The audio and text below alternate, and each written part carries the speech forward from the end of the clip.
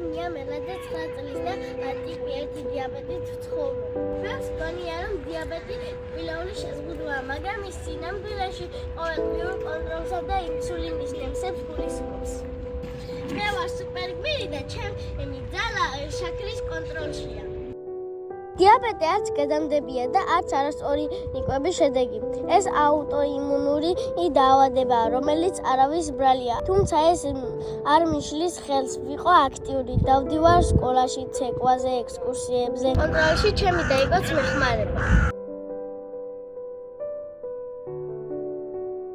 სახლში ოჯახის წევრები მეხმარება, სკოლაში კი მასწავლებელი და მეგობრები. მათ ისწავლეს როგორ დამეხმარონ, მაგალითად, როცა შაქრის დონე მიქვეითდება, ტკბილეულს მაწვდიან.